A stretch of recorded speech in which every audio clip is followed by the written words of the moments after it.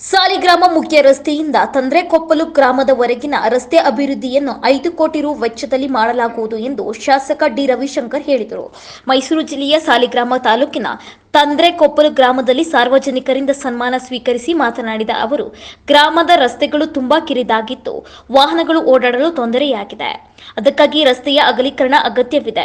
ಗ್ರಾಮದೊಳಗೆ ರಸ್ತೆ ಮತ್ತು ಚರಂಡಿ ಕಾಮಗಾರಿ ಮಾಡುವ ಸಂದರ್ಭದಲ್ಲಿ ಗ್ರಾಮಸ್ಥರು ಒಟ್ಟುಗೂಡಿ ಒಮ್ಮತದಿಂದ ಉತ್ತಮವಾದ ಹಾಗೂ ಶಾಶ್ವತವಾದ ಕೆಲಸವಾಗುವಂತೆ ನೋಡಿಕೊಳ್ಳಬೇಕು ಎಂದು ಸಲಹೆ ನೀಡಿದರು. ಇನ್ನು ಮುಂದಿನ ದಿನಗಳಲ್ಲಿ ಗ್ರಾಮದ ಸಮಗ್ರ ಅಭಿವೃದ್ಧಿಯನ್ನು ಹಂತ ಹಂತವಾಗಿ ಮಾಡುವ ಮೂಲಕ ಕಳೆದ ವಿಧಾನಸಭಾ ಚುನಾವಣೆಯಲ್ಲಿ ನಮಗೆ ಸಂಪೂರ್ಣ ಸಹಕಾರ ನೀಡಿದ ಗ್ರಾಮದ ಜನತೆಯ ಋಣವನ್ನು ತೀರಿಸಲಾಗುವುದು ಎಂದರು.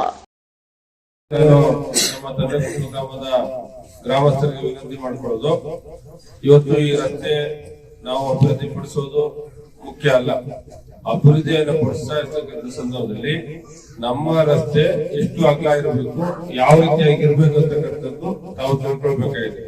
ಇಷ್ಟು ಚಿಕ್ಕ ರಸ್ತೆ ಇಟ್ಕೊಂಡು ಇಲ್ಲಿ ಒಂದು ಬಸ್ ಬಂದ್ರೆ ಬಸ್ ಹೋಗಕ್ಕಾಗಲ್ಲ, ದೊಡ್ಡ ಲಾರಿ ಬಂದ್ರೆ ಲಾರಿ ಹೋಗಕ್ಕಾಗಲ್ಲ, ದೊಡ್ಡ ವ್ಯಾನ್ ಬಂದು ಕೂಡ ಹೋಗಕ್ಕಾಗಲ್ಲ.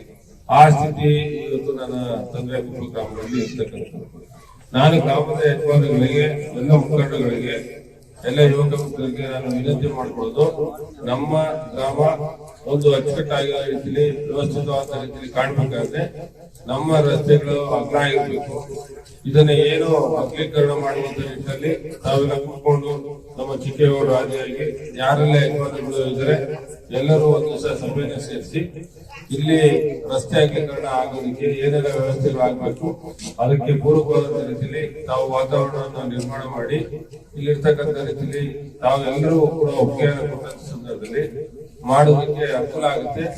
ಇದು ಸಿಮೆಂಟಿನ ರಸ್ತೆ, ಕಾಂಕ್ರೀಟ್ ರಸ್ತೆ, ಇಲ್ಲಿ ತಂದ್ರೆ ಮುಖ್ಯ ರಸ್ತೆ ಕೂಡ ಕಾಂಕ್ರೀಟ್ ರಸ್ತೆ ಕೂಡ ಆಗುತ್ತೆ. ಕಾಂಕ್ರೀಟ್ ಡ್ರೈನು ಮತ್ತೆ ರಸ್ತೆ ಎರಡೂ ಕೂಡ ಆಗುತ್ತೆ. ಅದನ್ನ ತಾವು ಮಾಡಿಕೊಳ್ಳುವಂತ ನಿಟ್ಟಿನಲ್ಲಿ ತಾವು ಜವಾಬ್ದಾರಿಯಾಗಿ ನಮ್ಮ ಯುವಕ ಮಿತ್ರರು ಎಲ್ಲರೂ ಕೂಡ ಜವಾಬ್ದಾರಿ ತೆಗೆದುಕೊಂಡು ಅದನ್ನ ಮಾಡಿಸ್ಕೊಳ್ಳಿ ಅಂತಕ್ಕಂಥ ಮಾತನ್ನು ಕೂಡ ಈ ಸಂದರ್ಭದಲ್ಲಿ ಹೇಳಿಕೆ